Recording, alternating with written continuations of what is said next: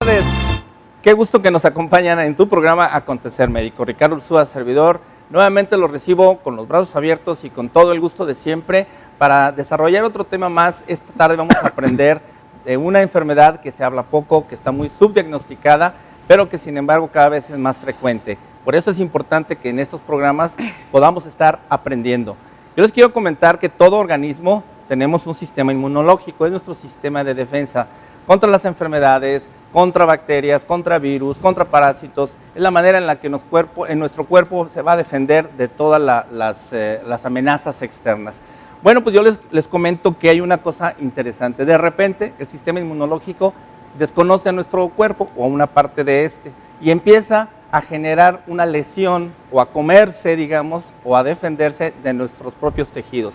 Es algo que realmente es muy frecuente. Hay más de 80 enfermedades que se le denominan autoinmunes y esta tarde vamos a hablar de una de ellas, esclerosis múltiple. Probablemente lo han escuchado, pero muy poco se habla de ella. Esta tarde le vamos a dedicar toda una hora y hacer un homenaje a una paciente que padeció esclerosis múltiple. Quédense con nosotros, comenzamos.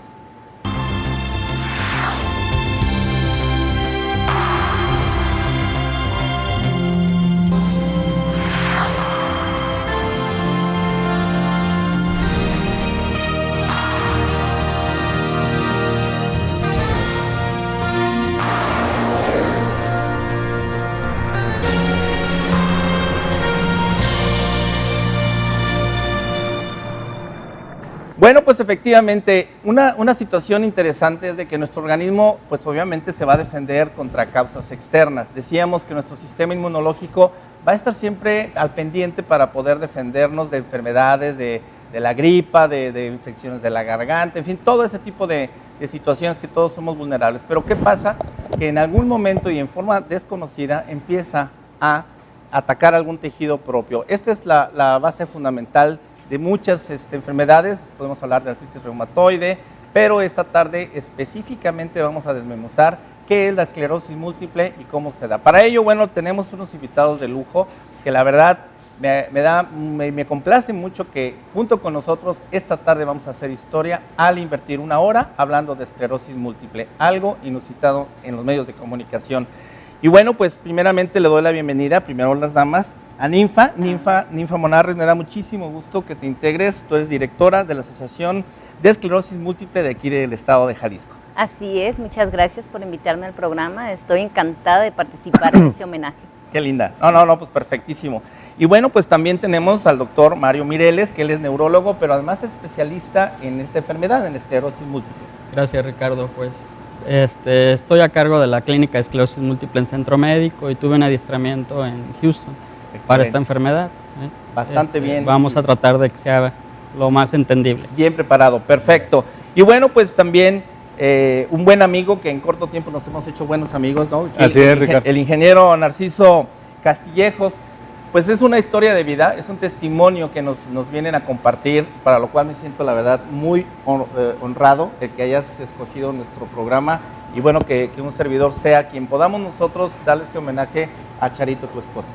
Cómo no, Ricardo, muchas gracias por habernos invitado, porque sí me da mucho gusto poder hablar de mi esposa, del bonito matrimonio que tuvimos, pero sobre todo exponer a todo el público y a ustedes la experiencia de vida con esta enfermedad. Por supuesto. No, y es algo que realmente sabemos que va poco a poco siendo discapacitante. Así y en es. Ese sentido, como muchas enfermedades, doctor Mireles, pues yo creo que la enfermedad ataca a toda la familia. Claro, es una enfermedad discapacitante que se sabe que inicia desde edades tempranas. Habitualmente desde los 20 a los 50 años es cuando se puede presentar la enfermedad, pero es más frecuente en jóvenes. Y es una enfermedad tan severa que te lleva a la discapacidad en forma temprana, que eso repercute económicamente en la propia persona y en toda la familia. El impacto que da en la familia, en las amistades, por supuesto que es importante.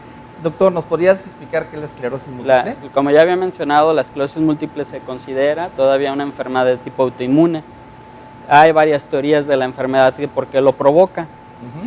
Una de las que mencionas es la de autoinmunidad. se sabe dentro de las teorías que hay que ahí existe un problema autoinmune, pero también se conoce que puede haber un problema genético, hereditario. Okay.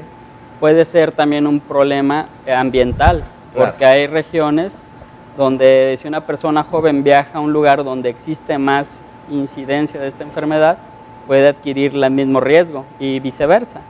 Esta enfermedad, así a grandes rasgos, se dice que es un problema autoinmune, pero para eso tienes que estar expuesto. La exposición de esto puede ser un virus. Okay. Uno de los que muchos se mencionan, citomegalovirus, los herpes, que pueden llegar a tu organismo, a hacer un cuadro viral, gripal, lo que sea, y se va. Pero este virus tiene digamos que tiene el parecido a la mielina. Okay. Si tú tienes alterado tu sistema inmune, se puede confundir y atacan a la mielina pensando que es el virus. Eso se llama teoría de imitación. Es una de las teorías que se está manejando en la actualidad y es por eso que se utiliza en algunas ocasiones tratamientos para controlar el problema autoinmune. Retrovirales también. Sí, así es. Pues yo creo que esto es algo bueno en el sentido de que dentro de una enfermedad, podemos llamarle discapacitante progresiva, pero que de alguna forma se empiece a vislumbrar otra perspectiva más y no simplemente encasillarla en una enfermedad autoinmune, abre muchas posibilidades, ¿no? Claro, así es. No se considera que sea exclusivamente autoinmune, o sea, es una de las teorías, pero va más hacia allá. Perfecto. Y el tratamiento, muchos van dirigidos a eso, a tratamientos, en la actualidad existen más de 21 tratamientos en proceso actualmente para el tratamiento de la esclerosis. Muy bien. Algunos ya están entrando. Yo creo que esto es importante y bueno, qué bien que estemos hablando de ello, porque a lo mejor el principal problema es que es una enfermedad subdiagnosticada, es una enfermedad desconocida y que de cierta forma esto hace que hay cantidad de pacientes que probablemente la tienen, pero que no han sido debidamente diagnosticados. Eso representa gastos, representa pérdida de tiempo y que esto, digamos, este programa y lo que esta tarde aprendamos todos sobre la esclerosis múltiple, pues nos lleve tanto a los médicos como al paciente o familiares a poder dar con una perspectiva de que el diagnóstico es la parte fundamental para combatir cualquier enfermedad. Llamémosle en este caso la prevención. ¿Qué acontecer médico? Siempre la promovemos y es nuestra bandera con la que siempre estaremos. La prevención es la mejor medicina. Y vamos al primer corte y ahorita regresamos justamente para hablar de este testimonio de vida y qué es esta enfermedad.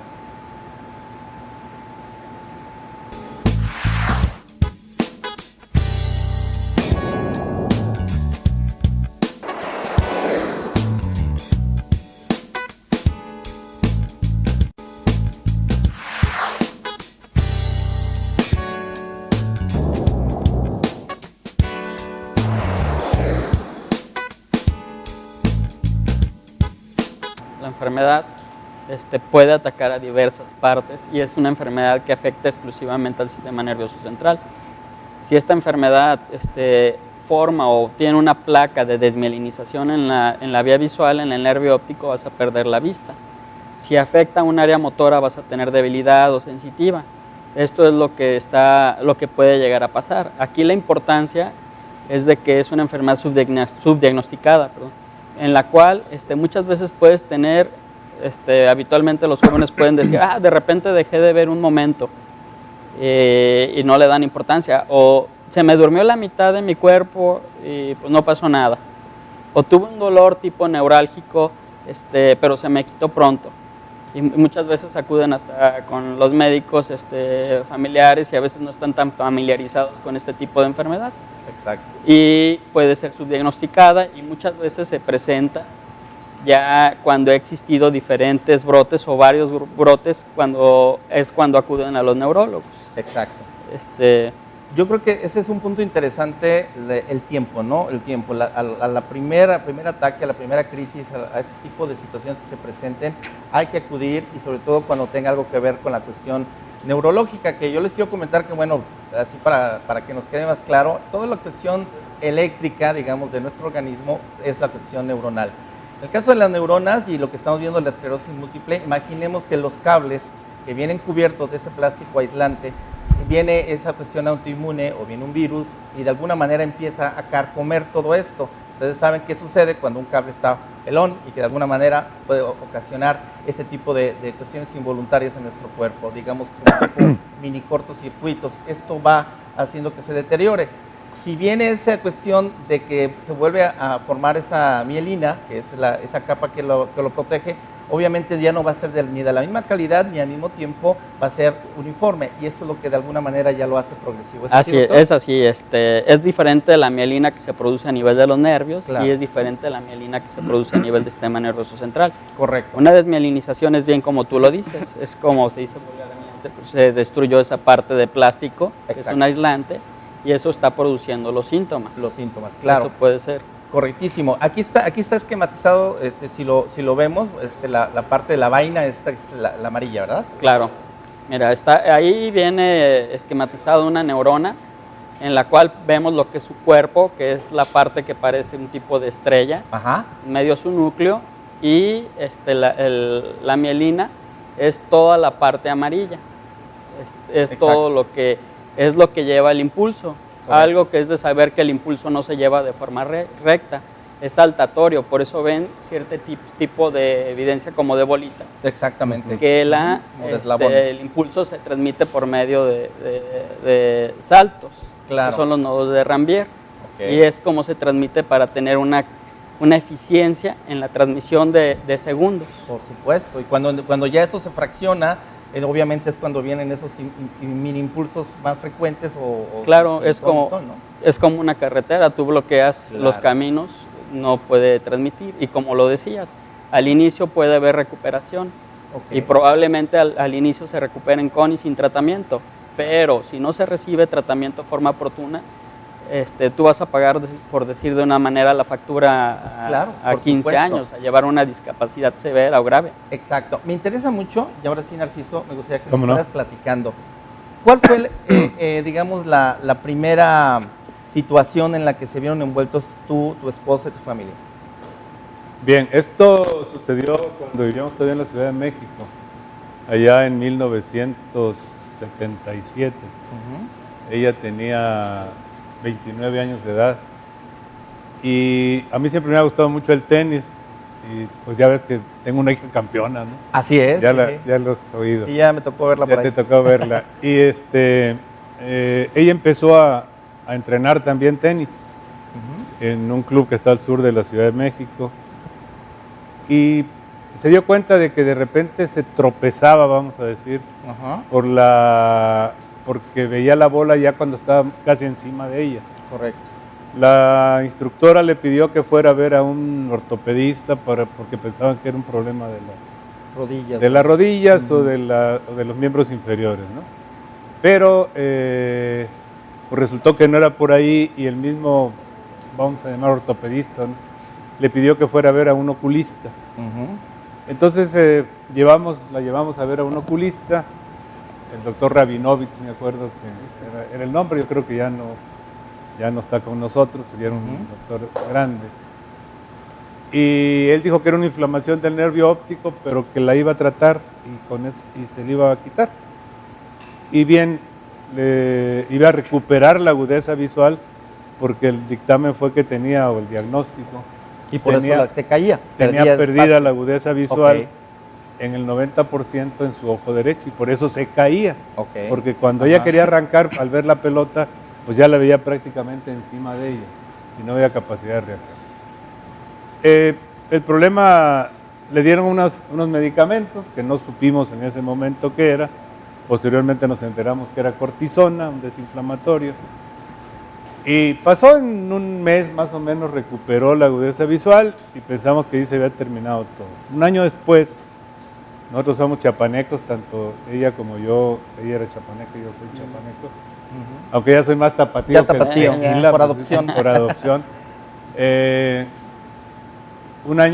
Algún año de en 78, estábamos en Chiapas, y bueno, ella estaba por allá con mis hijos, yo me había quedado en México chambeando, y en una ocasión que fui a verla, o que le llamé por teléfono, me comentó que empezó a sentir que tenía como un adormecimiento en los pies. Y le digo, bueno, pues vamos a ver si es necesario que te vean, pues que hay que ir a la capital del estado para que te vea un médico, etc. La vimos y dijeron, no, pues no tiene nada. Pero ese no tiene nada, pues no me dejó nada tranquilo. Nada conforme. Entonces nos venimos ya a la Ciudad de México y yo tengo un hermano médico, el mayor de los hermanos es médico, y empezó pues con sus maestros en ese entonces, pues que era una persona muy joven en la medicina, empezó a buscarle la solución o el diagnóstico al problema, y entonces nos recomendó con el que era el presidente de los neurólogos, por llamarle de alguna forma, y empezó a tratarla, a verla, y fue el primer, nos pidió que si no había habido algo antes, le comentamos el tema de que lo único que había pasado era la pérdida de agudeza visual en el ojo derecho. Nos dijo, a ver, vamos a traer los ¿estudios? Lo que les dio el doctor, ¿no? Exámenes. Y ahí nos dimos cuenta que decía posibilidad de esclerosis múltiple. Ahí fue la primera. Ahí fue cuando ya nos empezamos a Al parar. final, ¿cuántos médicos vieron o cuántos médicos transitaron como para poder ya tener digamos, ya la definición del diagnóstico de la enfermedad? Yo creo que neurólogos vimos a 3 en México. 3.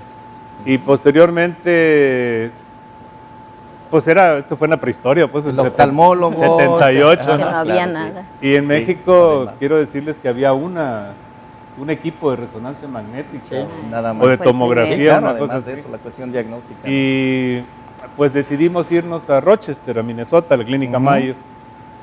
Allá habían 20 en una sola área, ¿no? En un pabellón, una cosa así. Y ya ahí fue cuando un doctor colombiano, el doctor Velosa, que estaba en la Clínica Mayo, nos comentó que efectivamente que era ya la esclerosis. Que era esclerosis múltiple. Pues sí, yo creo que esto es parte de lo que estamos comentando y de lo que esta tarde vamos a estar viendo. Hay muchísimas enfermedades en las que está sucediendo donde cada especialista se mete en su área. O sea, el oftalmólogo dicen, es porque la vista es por esto, pero como que tienen que ver más allá, o sea, hay que ver más allá de lo que está sucediendo, ¿no? Ninfa, tu experiencia, tú tienes esta enfermedad, tú padeces esclerosis múltiple ¿desde hace cuántos años? 14 años. Desde hace 14 años. Sí. ¿Cómo empezaste hace 14 años? ¿Cómo te sientes ahorita? Muy diferente. Primero, pues sí siente que se derrumba el mundo, como quien dice, porque es un cambio en uno inesperado y desconocido a algo que nunca pensamos que nos iba a dar a nosotros. Por supuesto. Porque es lo momento que dice uno, ¿por qué a mí? Claro, viene esa negación igual, o sea, igual, negación, el por qué, y de alguna forma, ¿cuál es el siguiente paso? Pues primero, ¿cómo superar esa negación? Se necesita mucha ayuda, tanto familiar como profesional, desde psicología, neurología, psiquiatría, rehabilitaciones, y sobre todo la actitud de uno. Uno tiene que cambiar, uno tiene que aceptar que no es porque me tocó a mí, sino ya lo tienes. Ahora, ¿qué voy a hacer? Claro, seguir adelante, ¿no? Seguir adelante y luchar como lo han demostrado mucha gente que tiene limitaciones y sale adelante. Nosotros no se nos nota. Claro. A mí me ven y me dicen, no la tienes. Exacto. Sí, pero, no, la verdad es que no. Pero sí la tengo, pero sí. Y sí hay limitaciones, pero trata uno de cambiarlas por otras cosas. Yo creo que platicamos, mi hijo y yo ayer acerca de esto, y decíamos algo que se nos hace muy, muy interesante. Al final, todos seres humanos sabemos que nacemos y todos vamos a morir. Así es. En determinado momento. ¿Qué es lo que sucede? Que bueno, muchos no sabemos cuándo, ni cómo, ni por qué, ni de qué. Pero hay otras personas que a lo mejor ya tienen algo específicamente en el cual dicen, tú tienes que manejar esta serie de situaciones para mejorar tu calidad de vida, y bueno, al final tampoco de alguna manera están igual que nosotros, o sea, los que no tenemos una enfermedad porque no sabemos cuándo vamos a morir. ¿Y cuántas personas conocemos que primero muere una hija en un accidente o una enfermedad fulminante, y sin embargo la persona que pensábamos que tenía ese diagnóstico letal, pues resulta que se mantiene con vida, ¿no? Entonces son cosas que realmente yo pienso, al final, como tú dices bien, Ninfa, hay que enfrentar la vida y hay que vivirla día a día como si fuera el último de nuestra vida, y yo creo que eso es muy, muy importante. Vamos al corte, vamos a regresar justamente analizar lo que es vivir con esclerosis múltiple. Así que sigan con nosotros, creo que va a estar esto muy, muy interesante. No.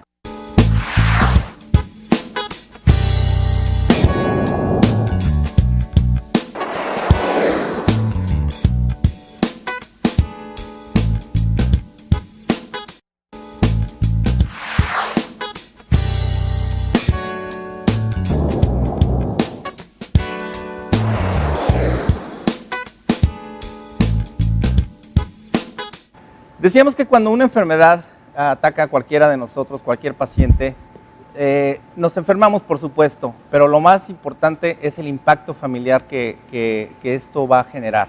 Hijos, esposo, esposa, familiares, amigos, la vida de uno mismo y obviamente la tristeza de quienes lo rodean, que en un momento dado ven que ya esa calidad de vida empieza a ser diferente y sus actividades también. Es cuando a veces, mi estimado ingeniero, digo, ¿por qué esperar a tener una unión familiar? ¿Por qué esperar cuando realmente lo podemos hacer estando sanos y sin ninguna situación como de la que estamos hablando, ¿no? ¿Qué opinas? No, definitivamente estoy totalmente de acuerdo con lo que comentas y esto fue un poquito lo que tratamos de hacer en nuestras vidas. Yo comento mucho el tema de que se habla del machismo del mexicano, ¿no?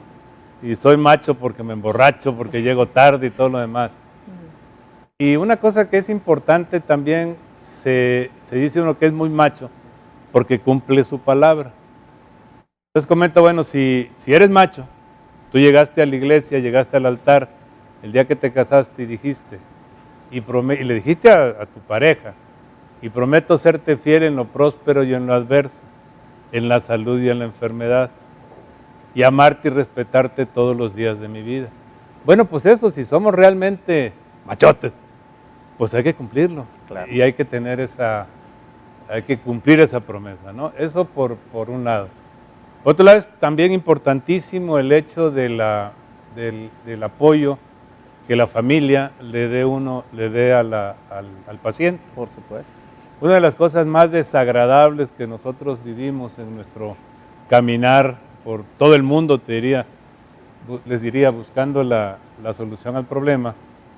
Estuvimos en Minnesota, estuvimos en Alemania, fuimos a Suiza. Pues una de las cosas que vimos tristemente es que cuando una persona que ya tiene una pareja contrae la enfermedad, se acabó la pareja.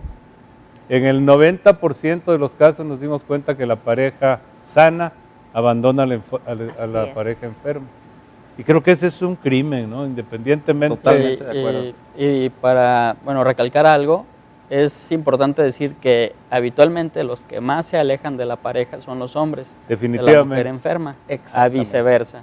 Sí, es cierto. Eso iba a comentar también, porque dentro de la estadística que nosotros pudimos saber, porque pues en aquel entonces que les digo que era la prehistoria, en el 77, 78, no había mucha información como la hay hoy, que tampoco es la suficiente, como no faltaba.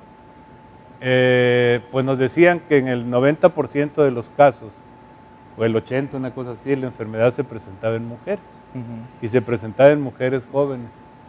Y efectivamente, bueno, por esa misma situación, yo creo que es un poco el machismo y el conformismo, o la debilidad de que el hombre siempre, yo he dicho que es más débil que la mujer. Claro. Si físicamente es más fuerte, mentalmente es tremendamente más débil que la mujer, ¿no? Totalmente de acuerdo. Tenemos el caso también, por ejemplo, del cáncer de mama, que lo hemos estado platicando, y esto es muy frecuente también, que en el momento en que les diagnostican un cáncer de mama, el hombre corre, las abandona, las deja a su suerte, y lo curioso es esto, ¿no? Que cuando es al revés, la mujer ahí se queda, normalmente, ¿no? Bueno, la Asociación de Esclerosis Múltiple. Ninfa, ¿ibas a decir algo? Adelante. Sí, yo iba a comentar que yo podría pasarlo que el familiar de esposo o esposa los abandonara, pero un hijo, eso no lo puedo yo aceptar. ¿Y porque sucede? Sus hijos abandonan a sus madres, a sus padres, tratan como un estorbo, los avientan porque les estorba para cruzar su camino. Tengo muchos conocimientos en la asociación, he tenido experiencias de compañeros que están ahorita en este momento sufriendo esos detalles, y que no hay una autoridad que pueda ayudarlos, que si los canalizamos a cierta parte para que los apoyen, no los apoyan ahí.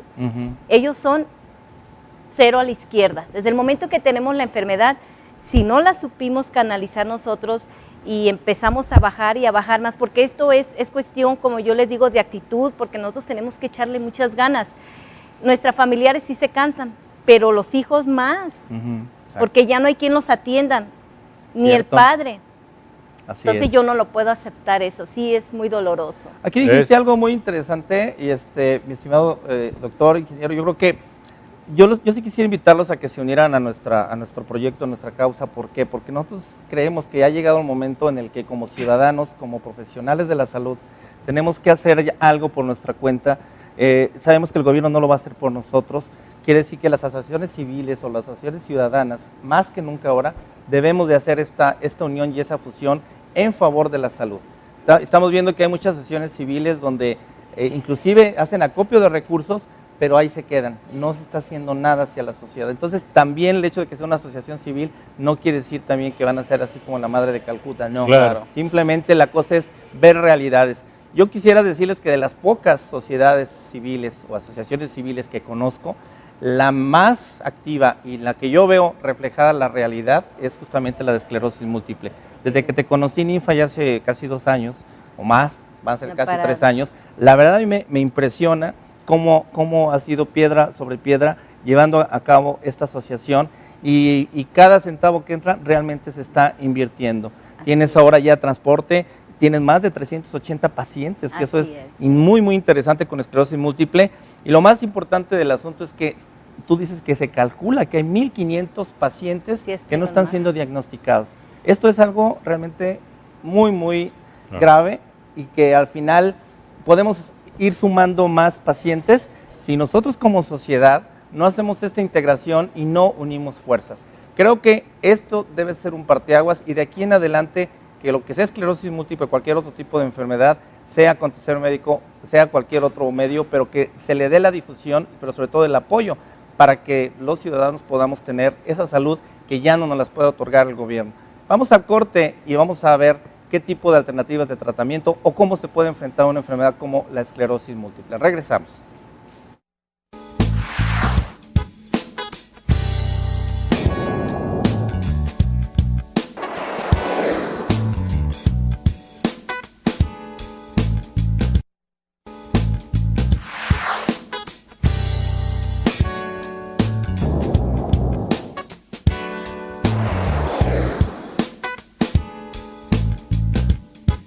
En ese número. Bien, pues regresamos con este tema de esclerosis múltiple.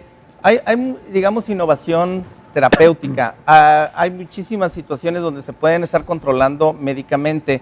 Les decíamos acerca de la Asociación de Esclerosis Múltiple, que además de ser muy activa, es un grupo de apoyo real que los va a orientar, los van a educar acerca de esto. Ahorita que estamos platicando en el corte, estamos pensando algo que creo que les va a ser de mucha utilidad.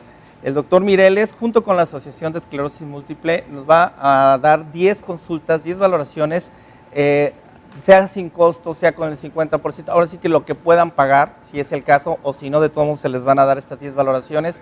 Si ustedes tienen algún síntoma de lo que nosotros hemos estado y vamos a seguir comentando, durante toda la semana nos pueden seguir llamando al 3719-9763, nos pueden enviar un correo a acontecermedico@hotmail.com.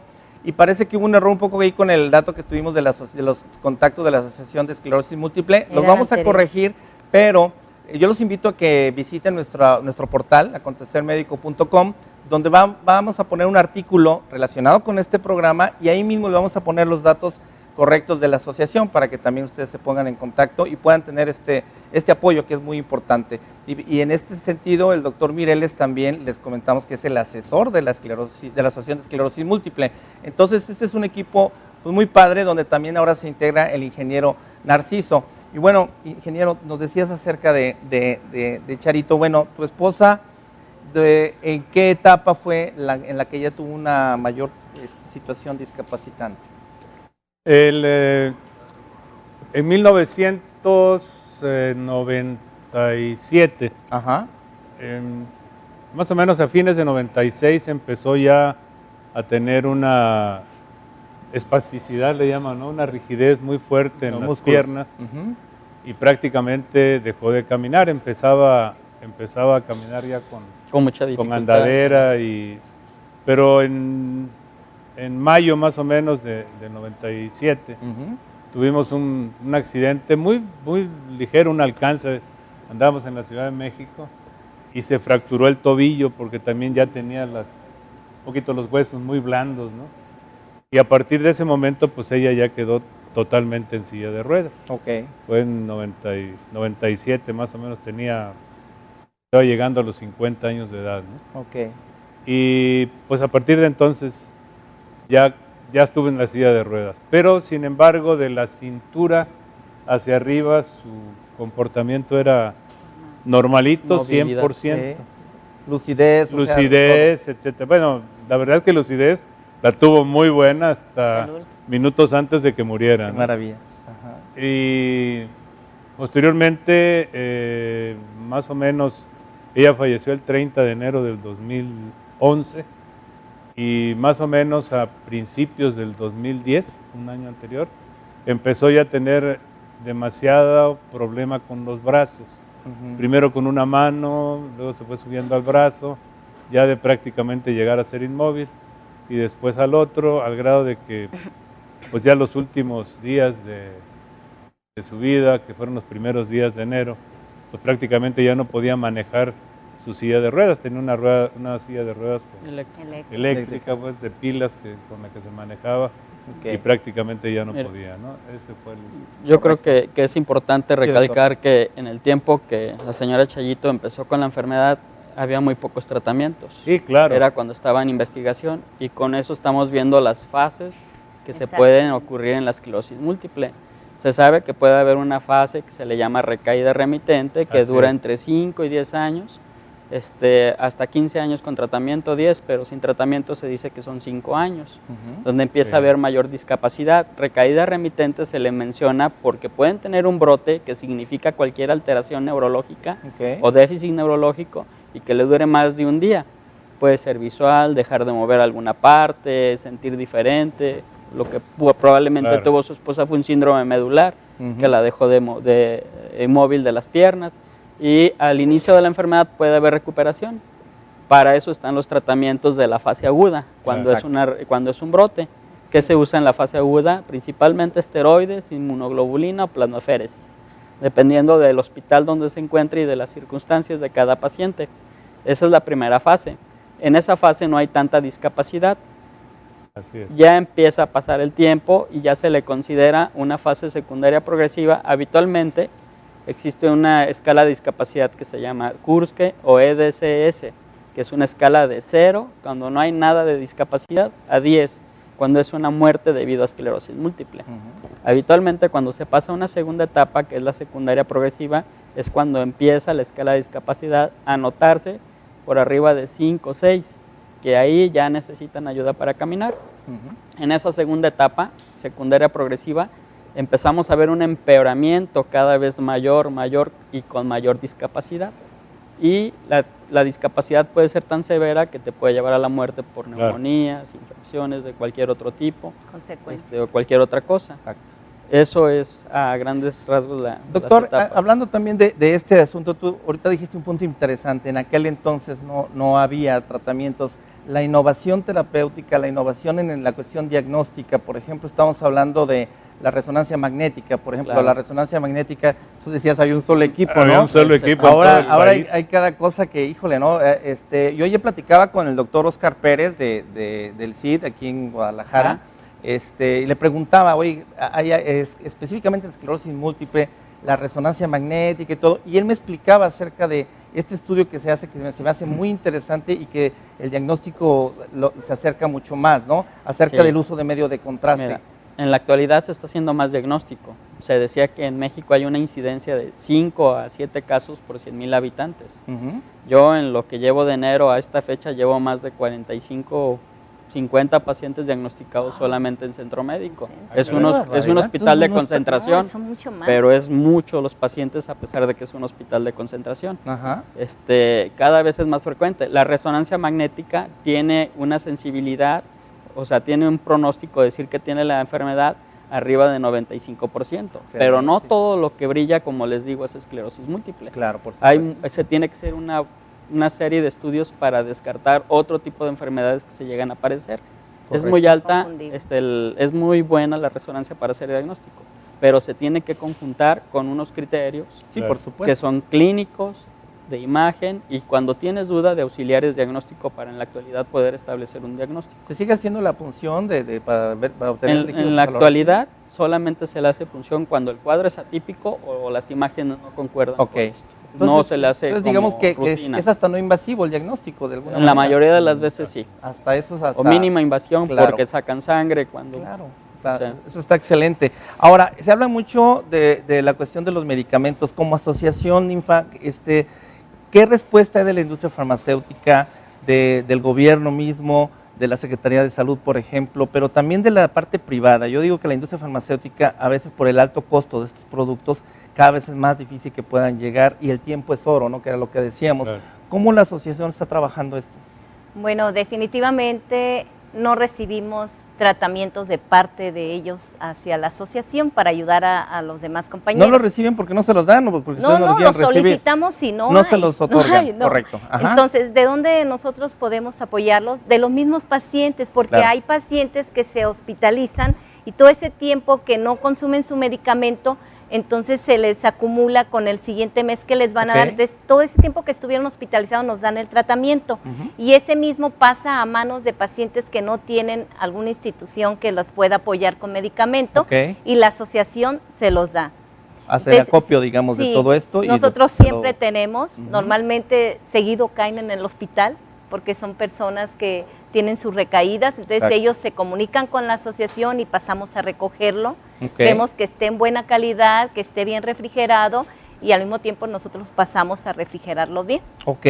Bueno, pues es una forma, y además pues el punto de ayudar, como decíamos en la página web de acontecermedico.com, vamos a poner un artículo, y al final vamos a poner inclusive la cuenta donde también pueden hacer donaciones a tu asociación. ¿Es así? Claro, sí. Perfecto. Me encantaría. Doctor, hay algo interesante que yo quisiera comentarte, que se ha hablado mucho de las células madre. En la esclerosis múltiple, ¿hay alguna, digamos, perspectiva de que las células madre pudieran medio suplir a esas células que en un momento dado van a mejorar la mielina? Platícanos de eso. Mira, en la actualidad se están haciendo muchos estudios. La mayoría de los estudios que se hacen con células madres, o que se están aplicando aquí en México, no son adecuadas. No han tenido estudios clínicos con evidencia tipo todavía A que diga que funcione. Hay un tipo de estirpe de células que son las mesenquimales, que son las que se ha demostrado de que tienen cierta grado de mejoría, pero esas células son carísimas y solamente se hacen en estudios de investigación. No es cierto de que sacan sangre y que se inyectan, porque me ha tocado ver que piquete de abejas, que células madres, y que las ponen doctores que ni conocen la enfermedad, te digo, porque seguido me llegan. Ahorita no hay evidencia en la actualidad, en este momento, de que funcionen. Yo creo que eso es importante recalcarlo, doctor, porque de repente se han hablado inclusive que están poniendo estas células madre de cerdo, por decir algo, ¿no? Entonces, en realidad aquí el punto es de que no cobran tampoco 3 pesos, entonces es una lana que mejor se invierta en medicamentos como lo que tú comentas, como los que están indicados. Estamos hablando, no sé, interferones, esteroides, y no solamente, es el riesgo que conlleva aplicarse ese tipo de sustancias. Claro. No es solamente ponérselas o lo que cuesta, es el riesgo que puede conllevar. En la actualidad existen tratamientos de primera línea y de segunda línea. Los interferones, como tú lo mencionas, y el acetato de glatiramer junto con el fingolimón se consideran actualmente de primera línea. Quiero decir que todos tienen una efectividad, a excepción del fingolimón, todos tienen una efectividad aproximada de un 30%. Ninguno es mejor que otro. Correcto. Muchas veces lo que usamos es el medicamento dependiendo de la edad, de las características de cada paciente, y sobre todo que sea tolerable. Es al que se le debe de estar aplicando. ¿Verdad? Fingolimón, hay artículos que mencionan que un 40, 50% de efectividad. Pero es el rango más o menos de efectividad que se puede. Pero todos en promedio es la misma efectividad. Perdón, el tratamiento no es para curar la enfermedad, que quede claro. El tratamiento es para prevenir recaídas, y al prevenir recaídas previenes discapacidad. Correcto.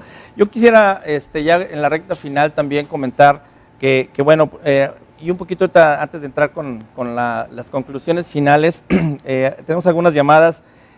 Dice Carlos Villa, dice que opina que son más los esposos que abandonan. Pues sí, efectivamente, lo que decíamos, que si sería bueno hacer alguna legislación o apoyo. 23 años de secuelas con derrame cerebral, esta persona que llama. Yo creo que sí sería interesante, sí, pero pues también obligarlo legalmente, eso es voluntario, ¿no? Claro. ¿Cómo Entonces no? es difícil. Sí, sí puede, porque eso ya es una agresión a la persona con discapacidad. Hay una ley que nos protege. Entonces, si nos vamos por esa ley, podemos hacer que esté protegido siempre el paciente, porque hay una autoridad que le va a exigir al familiar que se le atienda como debe ser. Y no está legislado eso. No está, entonces, pero sí ¿qué tal si lo trabajamos, verdad? Me late. Bueno, ok, ya nos llevamos tarea entonces. Bueno, yo creo que aquí más importante es crear la conciencia de lo que debemos hacer. También. Porque si finalmente podíamos pensar que con esa legislación que usted comenta se puede pues subsanar el aspecto económico, en estos casos, en estas enfermedades sobre todo, lo que más se necesita es el apoyo moral. Familiar, moral. Y ya... Obligado ya no sería igual, ¿verdad? Ya obligado ya no sería igual. Yo creo que son ambas cosas, ¿no? La situación de hacer estos programas creo que es parte, doctor, tú me das la razón, la falta de información que hay, sobre todo en medios. Más bien hay mucha desinformación o son extractos fugaces de 20, 30 segundos que sale de una enfermedad donde realmente igual lo único que hace es confundir más. Así es. Claro. Entonces creo que vamos a hacer más programas de este tipo, es una promesa, Ninfa, ingeniero, doctor. Sí, y bueno, de hecho habla por ahí alguien de la asociación, dice felicidades al programa, es mamá de una paciente de la asociación, dice que la ayuda y el apoyo brindado es reconfortante y te agradece por ello. ¿Sí? Marta Ortega Rodríguez. Bien, pues aquí al final las conclusiones en este sentido, doctor, ¿cuáles serían? Bueno, primero, cuando hay un síntoma que no es tan común, yo creo que ir a atenderse con el médico para tratar de descartar esta enfermedad, y en cuanto más rápido puedes recibir un tratamiento, te cambia el pronóstico. Claro, ganar el tiempo al tiempo, como dice, claro, ¿no? Ingeniero. Bueno, yo por mi parte concluiría en esto a los pacientes, comentarles que el único que sabe cuándo vamos a morir es Dios. Entonces, que traten de echarle todas las ganas del mundo para vivir, porque sus seres queridos los necesitamos. Pues. Y a quienes rodean a los pacientes, pues decirles que tienen la obligación moral de apoyarlos y echarles la mano, ¿no? Claro. Esto, Ninfa, no un último mensaje. Claro. Bueno, pues yo les pido que se acerquen a la asociación, que pueden recibir mucha ayuda de nuestra parte, desde asesoría, introducción a la enfermedad, ayuda de rehabilitación física sobre todo, que es muy importante a nosotros. Les damos la bienvenida y estamos para servirles. Perfecto. Y bueno, nuestro compromiso, como siempre, es hacer más y más programas educativos como este, donde podamos todos aprender y entre todos buscar soluciones, no nada más de problemas cercanos, sino problemas que se pueden presentar en cualquiera de nuestros familiares. Yo creo que esto es muy importante, que estemos siempre al pendiente de esto. Y bueno, yo les diría que también es parte de lo que ustedes han escuchado. Bueno, tenemos lo del reto que va caminando, estamos combatiendo la obesidad con cuestiones reales, y al mismo tiempo pues estamos teniendo esa promoción del deporte, de un estilo de vida saludable. Es muy importante la cuestión nutricional también, por supuesto, y que de alguna forma esto va a combatir parte de lo que es una prevención para que el deterioro de la esclerosis múltiple sea el menor y esa progresión se detenga a través de evitar estrés, la fatiga, en fin. Pero por supuesto que también está la parte de los medicamentos. Para ello, en internet van a poder ver dentro de este artículo una cuenta bancaria para que apoyen a la asociación. Bueno, pues me despido, Ricardo Ursúa, los invito dentro de 8 días a otro programa más. Vamos a hablar sobre urgencias médicas, que también eso es algo muy importante. Y mientras, pues despedimos el programa, los dejamos con esto. Muchísimas gracias.